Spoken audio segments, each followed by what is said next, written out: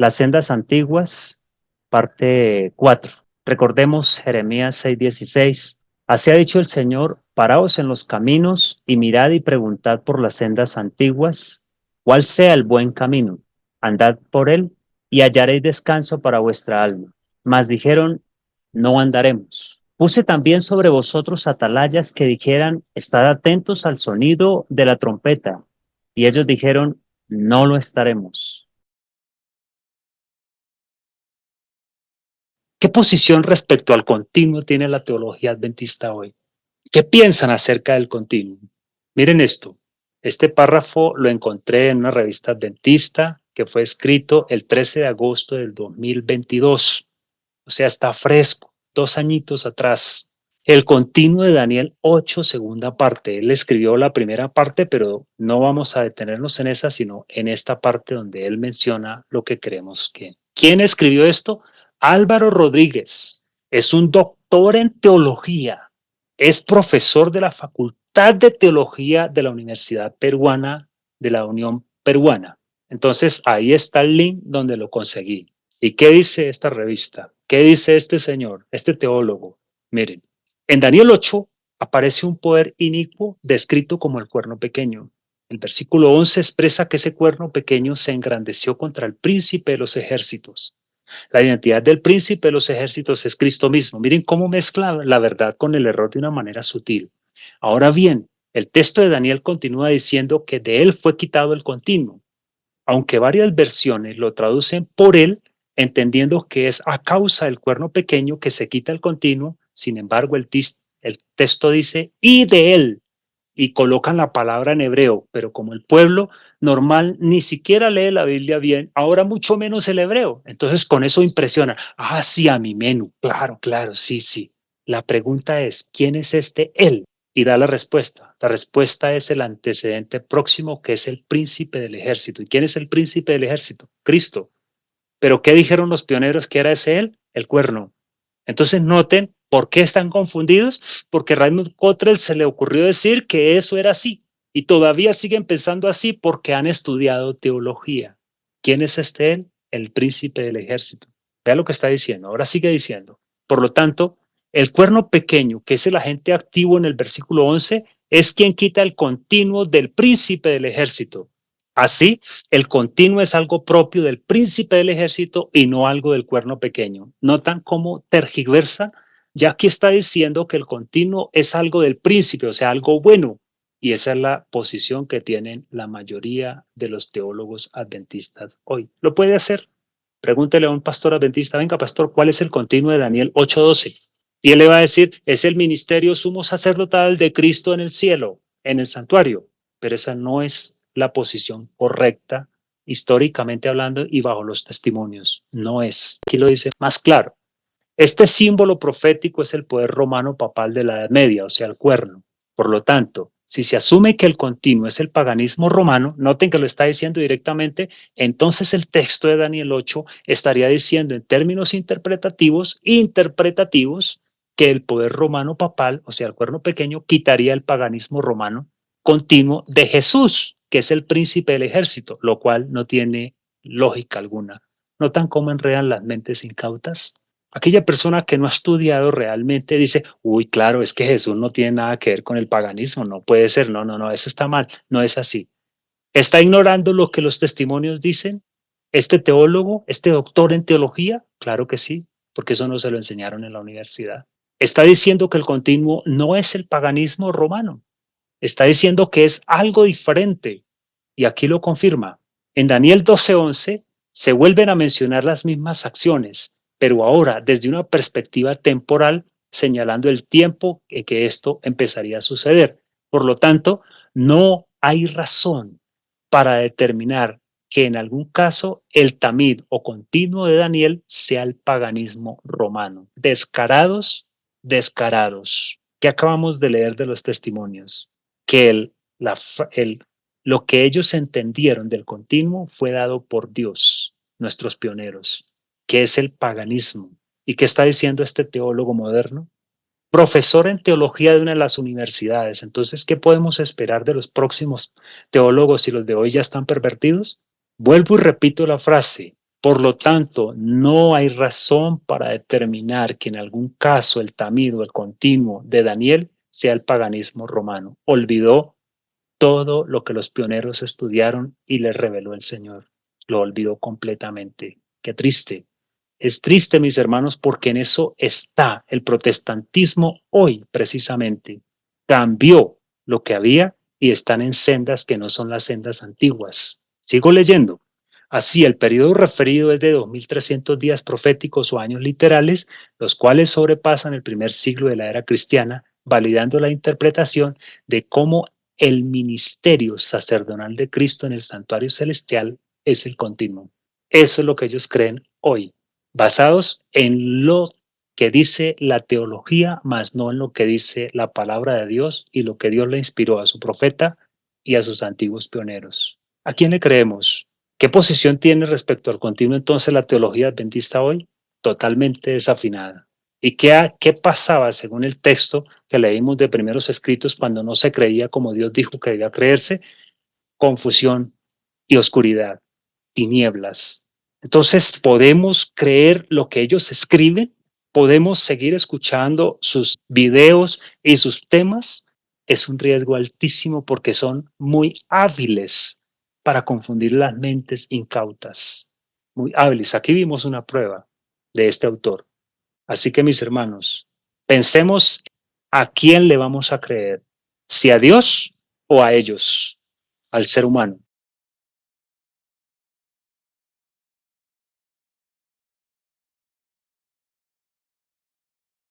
El tiempo de los gentiles. Teniendo en cuenta entonces esto que acabamos de leer, hemos establecido bíblicamente y basados en los pioneros y los testimonios que el continuo de Daniel 8:12, 8:13, Daniel 11:45 y de Daniel 12:9 y 10 es el paganismo romano o es el paganismo antiguo, cualquiera de los dos. Y ahora vamos a ver a qué se refería el Señor cuando dijo Lucas 21:24.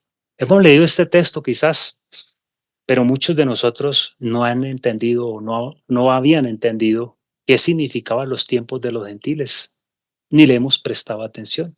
Y caerán a filo de espada y serán llevados cautivos a todas las naciones, y Jerusalén será hollada por los gentiles, hasta que los tiempos de los gentiles se cumplan.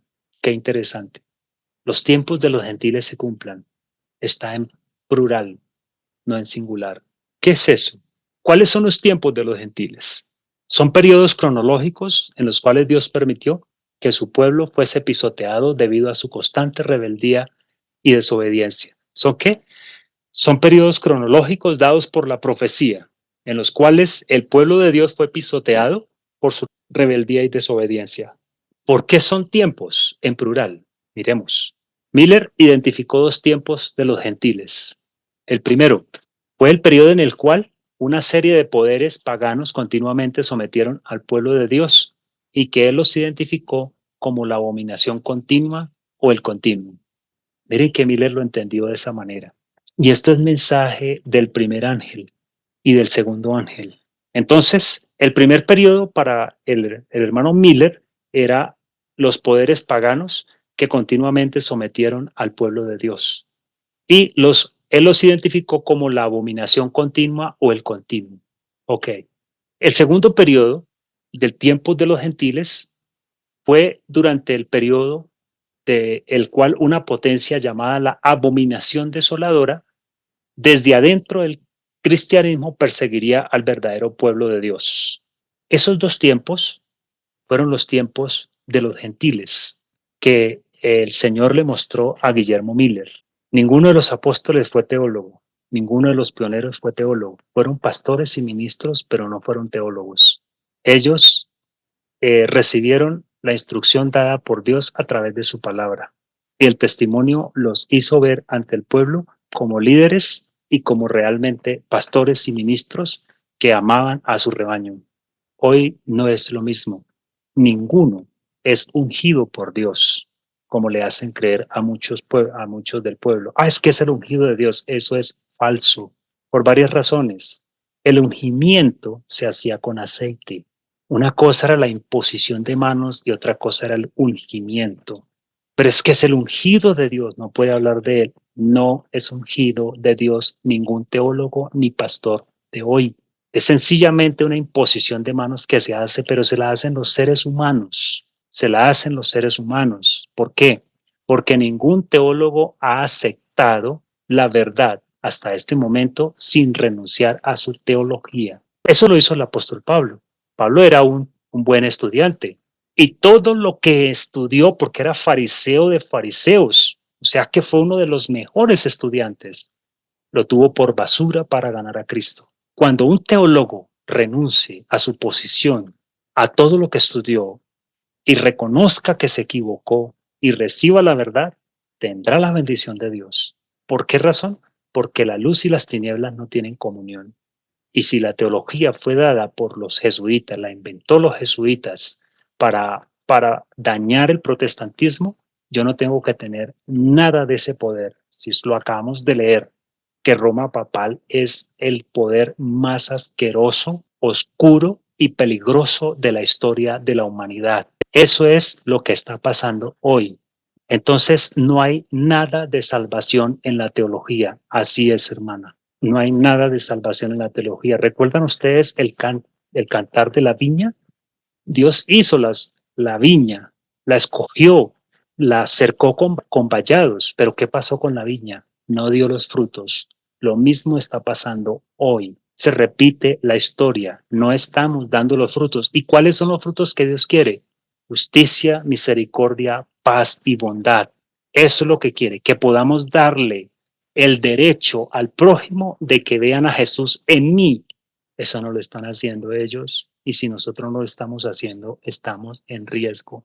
¿Por qué son los tiempos entonces? Porque fueron dos tiempos. El primer tiempo es el de los poderes paganos que pisotearon continuamente al pueblo de Dios y lo sometieron. El segundo fue el periodo durante el cual la iglesia o el papado, la abominación desoladora, desde adentro del cristianismo. Recuerden ustedes que eso fue desde adentro del cristianismo, entonces logró perseguir al verdadero pueblo de Dios. Recuerden que la luz y las tinieblas no tienen comunión. Daniel 8:13. Entonces oía un santo que hablaba y a otro de los santos preguntó a aquel que hablaba, ¿hasta cuándo durará la visión en la cual al continuo, noten, y a la prevaricación asoladora, hay dos poderes ahí, le son entregados el santuario y el ejército de Dios para ser pisoteados? Es interesante notar aquí que se están dando los dos tiempos que vio Guillermo Miller. ¿Necesitamos el idioma original para entenderlo? No, no necesitamos el idioma original. Sencillamente necesitamos a Cristo para poder entender la palabra de Dios. Si eso fuera así, entonces Dios había sido injusto al darnos su palabra y tener que tener un interpretador de ella para entenderla. Y si yo no tengo acceso a un teólogo, entonces ¿cómo hago para salvarme? ¿Me pierdo? Recuerden que esa idea la tenía el catolicismo y la tiene todavía. Si usted no va ante el sacerdote, se pierde. Eso pasa hoy. ¿Y qué nos están dando? Nos están dando alimento bastante cruel. Aquí Miller, quien fue guiado por los ángeles en este texto de Daniel 8:13, entendió que dos poderes malévolos, paganos o gentiles, por eso llama los tiempos de los gentiles, iban a pisotear al pueblo de Dios durante 2300 tardes y mañanas. Y vean lo interesante, hermanos, que el profeta Daniel entendió que los poderes representados por las bestias y el cuerno pequeño, el capítulo 7, eran los poderes que hollarían al pueblo de Dios por causa de la apostasía de Israel. Y ustedes ven cómo reaccionó él al entenderlo en el versículo 28 del capítulo 7. Y él dice, aquí fue el fin de sus palabras. En cuanto a mí, Daniel, mis pensamientos me turbaron y mi rostro se demudó, pero guardé el asunto en mi corazón. Cuando él entiende que estos poderes iban a pisotear por tanto tiempo al pueblo de Dios, él se entristeció. Señor, pero ¿cómo tanto tiempo? ¿Cuándo vamos a ser libres entonces? Y él lo está diciendo en el versículo 27. Daniel lo entendió así. Ahora, en el capítulo 8, le fue mostrada a Daniel la visión y él escucha una conversación que sostienen dos santos. Y la respuesta de que el hollamiento del santuario y del pueblo de Dios terminaría al fin de los 2300 días proféticos o años literales, lo puso de una manera tan estresada como lo dice el versículo 27 del capítulo 8, dice. Y yo, Daniel, quedé quebrantado y estuve enfermo algunos días. Y cuando convalecí atendí los negocios del rey, pero estaba espantado a causa de la visión y no la entendía. No entendía cómo la misericordia de Dios se iba a dar para liberar a su pueblo si se le habían dado 2300 años para que estos poderes pisotearan al pueblo de Dios. No lo entendía. Y fue tanta la fuerza de la visión y tanto la impresión que le dio que Daniel se enfermó. Y Daniel era un hombre sano porque practicaba los principios de la reforma pro salud en medio de Babilonia. Noten ustedes, fue impresionante para él entenderlo. ¿Cómo es posible? ¿Tanto tiempo vamos a ser pisoteados por los gentiles? ¿Tanto tiempo vamos a ser hollados por esto? Entonces ahora preguntemos, ¿cuándo comenzaron los tiempos de los gentiles? El primer tiempo de los gentiles comenzó para Judá en el año 677 a.C., cuando Manasés, rey de Judá, fue llevado cautivo a Babilonia. Año 677 a.C. Manasés fue llevado cautivo a Babilonia. Eso lo dice Segunda de Crónicas 33:11. Por lo cual Jehová trajo contra ellos los generales del ejército del rey de los asirios, los cuales aprisionaron con grillos a Manasés y atado con cadenas lo llevaron a Babilonia. Ustedes dirán, pero los asirios, ¿y cómo fue llevado a Babilonia? Sencillo, los asirios en ese tiempo tenían dominada Babilonia. La habían destruido ya una vez y la habían reconstruido. En esa fecha los asirios tomaron a Jerusalén y se llevaron a Manasés. Atado con cadenas lo llevaron a Babilonia. Esa es la fecha del año 677 a.C., cuando empiezan los 2520 para el pueblo de Judá, primer tiempo de los gentiles. Este primer tiempo de los gentiles que comenzó en el año 677 recorre todo el tiempo en el cual Babilonia, Medo-Persia, Grecia y Roma imperial y Asiria, todas estas potencias paganas pisotearon al pueblo de Dios y termina en el año 538 después de Cristo, cuando es quitado el continuo. ¿El continuo qué? El continuo paganismo. Porque Asiria era un reino pagano. Babilonia le sucede y era un reino pagano. Sigue Medo-Persia, un reino pagano. Le sigue Grecia, un reino pagano. Le sigue Roma imperial, otro reino pagano. Entonces era el continuo paganismo. Así lo vio Miller. Y es así como Dios le dio el verdadero significado a la palabra continuo de estos textos que acabamos de leer. El Señor mostró a aquellos pioneros que el continuo de Daniel 8:12, 8:13, Daniel 11 y Daniel 12 se estaba refiriendo a Siria, Babilonia, Medo-Persia, Grecia y Roma imperial. En primera instancia, porque eran los tiempos de los gentiles. Entonces era el primer tiempo de los gentiles. Dice el versículo 31 del capítulo 11 de Daniel. Y se levantará de su parte tropas que profanarán el santuario y la fortaleza, y quitarán el continuo sacrificio y pondrán la abominación desoladora. ¿Notan? Si nosotros somos estudiosos y damos cuenta y entendemos lo que estamos estudiando esta mañana, cuando estudiemos Daniel 11, vamos a encontrar que en el versículo 31 hay unas tropas que profanan el santuario y la fortaleza y van a quitar el continuo. Recuerden que la palabra sacrificio ha sido añadida y van a poner la abominación desoladora. Entonces se quita el paganismo y se da la abominación desoladora. Termina todo lo que era el reinado pagano de Asiria, Babilonia, Medo-Persia, Grecia y Roma imperial, y entonces sigue Roma papal. A eso se refiere Daniel 11:31. El segundo tiempo, los gentiles, que está expresado en Apocalipsis 11:2, vamos a ver, dice así, pero el patio que está fuera del templo, déjalo aparte y no lo midas, porque ha sido entregado a los gentiles, y ellos hollarán la ciudad santa 42 meses. Ahora sí vemos este versículo con más claridad de Apocalipsis 11.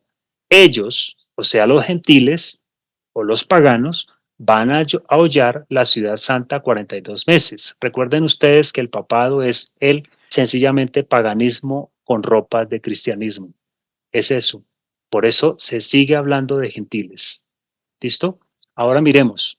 Comenzó cuando fue quitado de en medio de ese poder que lo detenía o impedía ejercer su tiranía, como lo dice el apóstol Pablo, que es el hombre de pecado o el papado. En 2 de Tesalonicenses 2:7 lo dice, porque ya está en acción el misterio de la iniquidad, solo que hay quien al presente lo detiene hasta que Él a su vez se ha quitado de en medio. Ya está en acción el misterio de la iniquidad, solo que hay quien al presente lo detiene, hasta que Él a su vez se ha quitado de en medio. Entonces había algo que lo estaba deteniendo. ¿Y quién era el que lo detenía? Cuando el apóstol Pablo estaba, ¿quién gobernaba? ¿Qué imperio era el que estaba gobernando? ¿No era Roma pagana? Claro que sí. Y ellos eran los que estaban deteniendo precisamente al hombre de pecado o al papado. Entonces, cuando fue quitado de en medio el continuo, llega Roma papal. A partir del 538 empieza entonces el otro periodo de los tiempos de los gentiles. Entonces, ¿cuándo finalizaron? Ya sabemos cuándo comenzaron. Ahora, ¿cuándo finalizaron estos periodos? Miremos. El segundo periodo comenzó en el año 538 y finalizó 1260 años después o 42 meses después, en 1798. ¿Recuerdan ustedes qué pasó en 1798? Lo vamos a repetir aquí para que lo podamos entender. De pronto alguno no lo ha entendido. En 1798 finaliza la hegemonía papal. En septiembre de 1798, el general Berthier, mandado por Napoleón, tomó preso al papa que había en esa época y lo llevó cautivo y la supremacía papal se acabó. Ese periodo empezó en el 538 y finalizó 1260 años después, en 1798 de nuestra era. La profecía es muy interesante. Entonces miremoslo aquí, el primer tiempo y el segundo tiempo. Primer tiempo, el paganismo desde el 677 hasta el 538. El segundo tiempo, Roma papal del 538 después de Cristo a 1798. Segundo tiempo de los gentiles. Esto es a lo que se refería el Señor en Lucas 21:24, como los tiempos de los gentiles. Y caerán a filo de espada y serán llevados cautivos a todas las naciones, y Jerusalén será hollada por los gentiles, refiriéndose a Roma pagana. Ella fue la que holló a Jerusalén hasta que los tiempos de los gentiles se cumplan. O sea, hasta 1798 se iba a cumplir los tiempos de los gentiles. Hasta ahí van a terminar esos dos tiempos a los que se refería el Señor Jesús en Lucas 21:24. Pero ¿por qué Cristo no ha venido entonces? Bueno, vamos a verlo más adelante en otro tema. Los tiempos de los gentiles. Miremos el cronograma profético ahora sí. Vamos a basarnos en este cronograma profético para entender lo que hemos estudiado hasta aquí. ¿Listo? Empecemos. Poder pagano. Asiria, el primero que azotó al pueblo de Israel registrado en las Sagradas Escrituras, que se lo llevó cautivo. ¿Recuerdan ustedes? Después, que eso fue en el año 689 al 612 antes de Cristo. Después sigue Babilonia, del 605 al 538 antes de Cristo. Después de Babilonia, los medos, del 539 al 331. De Grecia sigue entonces del 331 al 168. Roma pagana del 168 antes de Cristo al 476 después de Cristo. Este es el continuo pagano. Después de esos, en Roma pagana aparecen las trompetas, porque están inmiscuidas aquí. Por una razón sencilla, quien derrumbó a Roma pagana y quitó el continuo realmente para poner la abominación desoladora fueron ellas. La primera trompeta, ¿quiénes fueron? Rápidamente, los godos en el 410, bajo el mando de Alarico. La segunda trompeta fueron los vándalos bajo el mando de Gensérico en el 455. La tercera trompeta fueron los hunos bajo el mando de Atila en el 451. Noten que fueron en el tiempo de Roma pagana. La cuarta trompeta fueron los érulos bajo el mando de Odoacro en el 476. Entonces, hasta aquí estaba el primer tiempo gentil paganismo, 1260 años. Pero la Biblia dice que eran dos tiempos, y así lo entendieron los anteriores. Entonces sigue el segundo tiempo con Roma papal del 538 a 1798. Entonces aquí aparece la quinta trompeta, los sarracenos con Mahoma. Ellos duraron 150 años, del 1299 a 1449. Y después de eso venía la sexta trompeta, que es donde está detenida precisamente, y fue la que sirvió para que los principios de interpretación profética de Guillermo Miller fueran conocidos con más confianza. Eso sucedió en 1449. Y la fecha que se estaba dando Apocalipsis 9 acerca de este imperio era el 11 de agosto de 1840, exactamente 4 años antes de que se diera la profecía de las 2300 tardes y mañanas. 4 años antes. Entonces este sería el segundo tiempo gentil, 1260 años también. La profecía de los 220 para Israel, ¿recuerdan? Uno de los nombres de los hijos de Isaías, Maher Salat Hasbaz, empezó en el 723 antes de Cristo, los 2520, y llegaron hasta 1798 después de Cristo. La primera profecía de los 2520 que se cumple para el pueblo de Israel. Ahora para el pueblo de Judá se empezó en el año 677 antes de Cristo, cuando Manasés fue llevado cautivo a Babilonia. 2520 para Judá representaba a Sear Hasud, el hijo de Isaías, que significa un remanente volverá. Y Maher Salat Hasbaz significa el despojo se apresura. O sea que para Israel no iba a ser más pueblo, las 10 tribus no iban a ser más pueblo, pero de Judá iba a quedar la raíz. Esos 2520, el 677 antes de Cristo, llegan a 1844 después de Cristo. Y así quedaría el cronograma profético. De una manera clara nos está mostrando que las profecías se encajan de una manera perfecta. No hay razón para dudar de ellas. Están ahí porque fue el numerador, el Palmoni, el numerador maestro, quien las calculó y las profetizó, que es nuestro Señor Jesús. Vamos entonces a reflexionar, mis hermanos. Miremos lo que dice Primeros Escritos, página 36. Entonces se me mostró una hueste que aullaba de agonía. Sobre sus vestiduras estaba escrito en grandes caracteres: pesado has sido en balanza y fuiste hallado falto. Pregunté acerca de quiénes formaban esta hueste. El ángel me dijo: estos son los que una vez guardaron el sábado y lo abandonaron. Esto es una profecía, mis hermanos.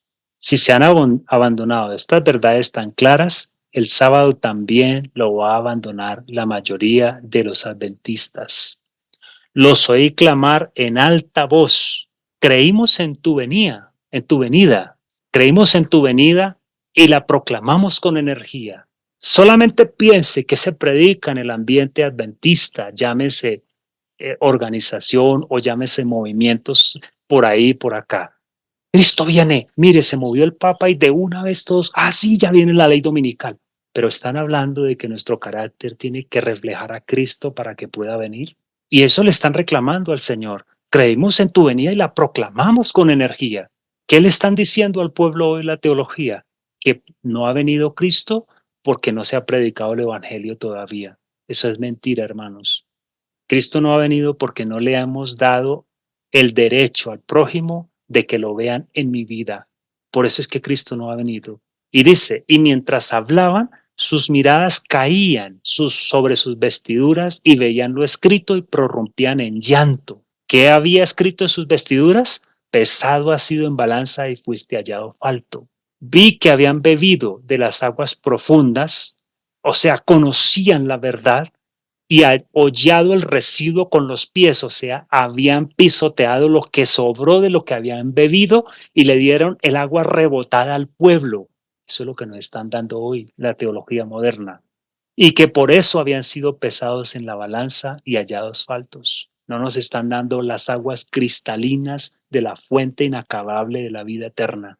Nos están dando las aguas turbias de las tradiciones humanas. Y nos las estamos bebiendo sabrosas porque no estamos yendo a las fuentes correctas. Miremos lo que dice esta otro párrafo. Están Profetas y Reyes, página 403. Un estudio cuidadoso de cómo se cumple el propósito de Dios en la historia de las naciones y en la revelación de las cosas venideras nos ayudará a estimar en su verdadero valor las cosas que se ven y las que no se ven. Cuando nosotros entendemos estas cosas profundas de la palabra de Dios, vamos a darle el verdadero valor a las casas, a los carros, a las becas, a las posiciones, al dinero, a todas esas cosas. No valen nada frente a la gran eternidad, porque vamos a comprender cuál es el verdadero objeto de la vida. Y hagamos un paréntesis aquí. ¿Usted ya sabe cuál es el verdadero objeto de su vida? ¿Usted ya sabe por qué Dios lo tiene vivo hasta este momento? ¿Ya le ha preguntado al Señor qué es lo que quiere Él de usted? Recuerden que el Señor no obliga a nadie. Tenemos que preguntarle a Él y estar en disposición de que Él nos use. Entonces, considerando así las cosas de este tiempo, a la luz de la eternidad, podremos, como Daniel y sus compañeros, vivir por lo que es verdadero, noble y perdurable. Qué cosa tan hermosa, hermanos. Entonces, el estudio cuidadoso de cómo se cumple el propósito de Dios, ¿dónde? En la historia de las naciones. Lo hemos estado viendo, porque son las sendas antiguas. Y en la revelación de las cosas venideras, en las profecías, nos van a ayudar a estimar el verdadero valor de las cosas que se ven y de las que no se ven. Ahora sí le vamos a dar la prioridad a las cosas espirituales que son las de más valor. Vamos a ver a nuestro prójimo como alguien que vale mucho a los ojos de mi Padre Celestial y voy a tener más cuidado, voy a estar más pendiente de sus necesidades. The Viuda and Herald de noviembre 25 de 1884. Nadie será condenado por no acatar luz y conocimiento que nunca les fueron dados y que no pudieron obtener. Noten, nunca les fueron dados y que no pudieron obtener. O sea que la pereza para estudiar e investigar no es excusa. El pueblo adventista recibió los oráculos divinos que el pueblo de Israel le cedió. Y aparte de eso, Dios dio más luz abundante para este pueblo. No hay excusa. Todo aquel que se llame adventista entre las filas del adventismo, sepa o no sepa estas cosas, es responsable, porque no, aunque no se las den, tiene que obtenerlas. No nos va a condenar porque nunca nos fueron dados las verdades y que nunca pudo obtener. Eso sí lo tiene el Señor claro. Pero si yo estoy en medio de un ambiente donde se promueven o donde se ve, se habla de la Biblia y en escasos momentos de los testimonios, yo tengo que investigar más a profundidad como los bereanos le investigaron el tema que Pablo les presentaba. Pero sigue diciendo el texto. Pero muchos rehúsan obedecer la verdad que se les presenta mediante los embajadores de Cristo, porque los rebeldes desean conformarse a la norma del mundo. Vuelvo a leer, los rebeldes desean conformarse a la norma del mundo, por eso no reciben la verdad. Y la verdad que ha llegado a su entendimiento, la luz que ha brillado en sus almas, los condenará en el juicio. Hoy, hermanos, hoy ha brillado para muchos de ustedes quizás esta luz por primera vez, quizás por primera vez. Recuerde que esta luz va a brillar en sus almas y si no la aceptan, va a ser quien los condene en el juicio. En estos días finales tenemos luz acumulada que ha estado brillando a través de las edades. Vuelvo a referirme al sueño de Guillermo Miller. Recuerden que el cofre lo despedazaron y todas las joyas fueron tapadas por teorías humanas. Entonces hay luz acumulada y se nos pedirá justa cuenta de ello. El sendero de santidad no se encuentra en el mismo nivel del mundo, pues se trata de una montaña cuesta arriba. Tenemos que subir esa montaña. Si caminamos de esa manera, si dirigimos nuestros pies por el camino de los mandamientos del Señor, encontraremos que el sendero del justo es como la refulgente luz que brilla más y más hasta que el día es perfecto. ¿No han notado ustedes quizás en su experiencia que la luz que han tenido o que tenían antes era igual, siempre lo mismo? Todos los sábados lo mismo de siempre y su vida igual, no había diferencia. Es eso lo que está refiriendo la verdadera luz, el camino que Dios quiere que andemos es como la refulgente luz que brilla más y más hasta que el día es perfecto, o sea, a las 12 del día alumbra. Apenas está iluminándonos esta luz nuestros pies. No la desechemos, no la desperdiciemos. Obreros Evangélicos, página 323 dice, el Señor pide una renovación del testimonio directo dado en lo pasado. ¿Notan lo que está diciendo? Renovación del testimonio directo, que yo pueda reflejar a Jesús en mi vida. Pide una renovación de la vida espiritual. Las energías espirituales de su pueblo han estado largo tiempo entorpecidas, pero debe haber una resurrección de la muerte aparente. ¿Cómo está hoy el pueblo? Está muerto. No hemos resucitado. ¿Y cómo se hace eso? Por oración, confesión de pecados. Debemos aparejar el camino del Rey. Mientras lo hagamos, el poder del Espíritu bajará sobre nosotros. Necesitamos la energía del Pentecostés y esta vendrá porque el Señor ha prometido enviar su Espíritu como poder conquistador. Cuando nosotros nos deleitamos en aceptar esta luz que el Señor ha dado en su bondad, la apreciamos, aún a costa de nuestra propia vida, el Espíritu Santo guiará nuestro ser y nos llevará a las alturas que el Señor ha prometido. En el mismo libro, la misma página continúa diciendo, nos confrontan tiempos peligrosos. Todo aquel que tenga un conocimiento de la verdad debe despertarse y colocarse en cuerpo, alma y espíritu bajo la disciplina de Dios. El enemigo nos está siguiendo. Debemos estar bien despiertos en guardia contra él. Debemos revestirnos de toda la armadura de Dios. Debemos seguir las indicaciones dadas por medio del espíritu de profecía. Debemos amar y obedecer la verdad para este tiempo. Esto nos salvará de aceptar fuertes engaños. ¿Qué nos salvará de aceptar fuertes engaños? Amando la verdad para este tiempo, escudriñándola, buscándola en la historia, porque son las sendas antiguas, porque Dios nos ha hablado mediante su palabra, nos ha hablado por medio de los testimonios dados a la iglesia. ¿Y qué ha pasado con esos testimonios? Y dice que no solamente ha hablado mediante su palabra y mediante los testimonios, sino también por medio de los libros que han contribuido a aclarar nuestro deber actual y la posición que debemos ocupar ahora, o sea, los libros que escribieron los pioneros. Deben oírse las amonestaciones que han sido dadas, como renglón tras renglón, precepto tras precepto. Si las pasamos por alto, ¿qué excusa podremos presentar? Apreciados hermanos, estamos en tiempos peligrosos, ya se ha profetizado, la apostasía debía venir. Eso no significa que no haya esperanza, es cuando más debemos acudir a ella. El Señor no se equivocó, Él ha prometido para su pueblo protección y salvación, y si lo creemos, lo vamos a ver.